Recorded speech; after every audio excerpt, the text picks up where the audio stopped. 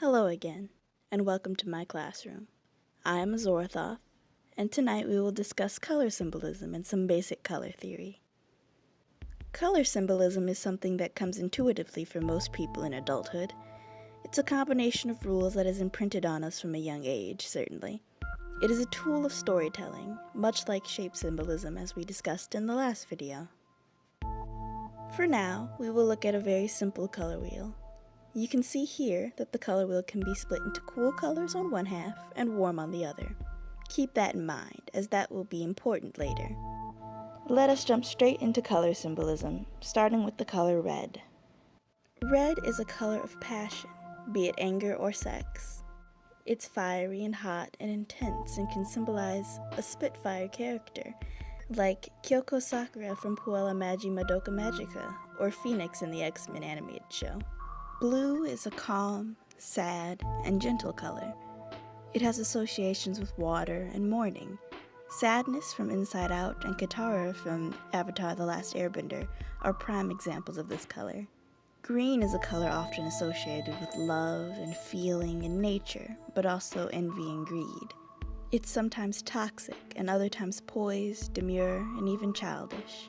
Disgust from Inside Out, Tefiti from Moana, and Miku Hatsune, who is sometimes green and sometimes teal, are all characters that represent the color green in their own ways. Yellow and orange share a lot of symbolism. Joy, warmth, happiness, health, encouragement, and creativity are all hallmarks of these bright and lovely colors. SpongeBob from SpongeBob SquarePants and Big Bird from Sesame Street are representatives of yellow, and Tigger from Winnie the Pooh and Darwin Watterson from The Amazing World of Gumball both represent orange. Purple is a color associated with royalty, power, wisdom, and pride. A lot of black symbolism also applies to purple, but we'll get into that in a little bit. Sailor Saturn from Sailor Moon, Ursula from The Little Mermaid, and Spyro the Dragon are good representations for this color. Now, those are all the colors on the color wheel that we see here, but there are three more colors that hold some pretty key symbolism in the art world. First is white. White is a color that's all about purity and grace, and is often associated with religion and the concept of goodness. However, there can also be a nefarious aspect to the hyper-clean and very type A personality of white. Saruman in the Lord of the Rings movies, Baymax from Big Hero 6, and GLaDOS from Portal are all pretty good representatives for white. Black is a color associated with shadows, mystery, power, self-reflection, and very often evil things, omens, or people. I mentioned that purple and black share a lot of similarities, and you can actually see that in some media. Purple is representative of shadows and mystery, just like black is. Dark Link from The Legend of Zelda, Itachi from Naruto, and Black Widow from Marvel all are pretty good characters for the color black. Lastly, the odd color of this list is pink. Pink is a notable color, but unlike the others, it isn't detailed in basic color wheels, since it is a color that comes from the color red, much in the same way that, say, periwinkle comes from the color blue. It's often associated with romantic love, crushes, softness, and sweetness. It's much like yellow, bringing happiness, health, and encouragement. It's like the perfect mix of red and white, even symbolically. Purity and cleanliness, but also passion and intensity. Nurse Joy from the Pokemon series, Piglet from Winnie the Pooh, and Kirby are all wonderful examples of the color pink. Every hue falls into one of two designations, as warm or cool. Cool colors are described as blue, and includes purples, greens, and, well, shades of blue.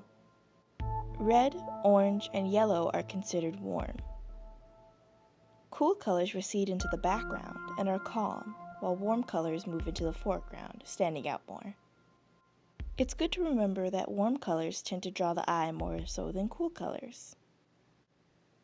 Black and white aren't hues, but black tends to act like a cool color, and white tends to act like a warm color. Now, individual color symbolism is important, but there's a lot of meaning that can be established in the organization of colors.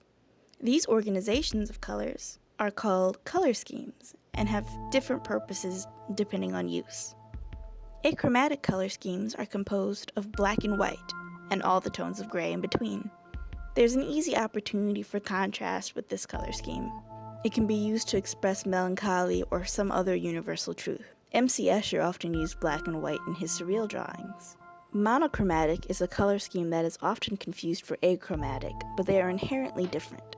Monochromatic schemes use one color in different shades, tones, and tints. Shades are the result of a hue mixed with black. Tints are a hue mixed with white, and tones are a hue mixed with gray. Paintings that use this type of color scheme tend to be used to express the emotion that is attached to the basic color symbolism, while also guaranteeing a sense of unity in a work. Picasso's blue period is a good place to identify this use of monochrome. Complementary color schemes use colors that lie across from each other on the color wheel, which gives clear contrast in a work, as well as dynamism. Van Gogh's Starry Night is a great example of a complementary color scheme. Analogous color schemes use colors that lie adjacent to each other on the color wheel, such as purple, blue, and green, or purple, red, and orange. It's used to create variety without any significant contrast, allowing for a calm and interesting color composition. Triadic color schemes use colors that are evenly spaced around a color wheel in groups of threes. It's typically vibrant and has plenty of contrast.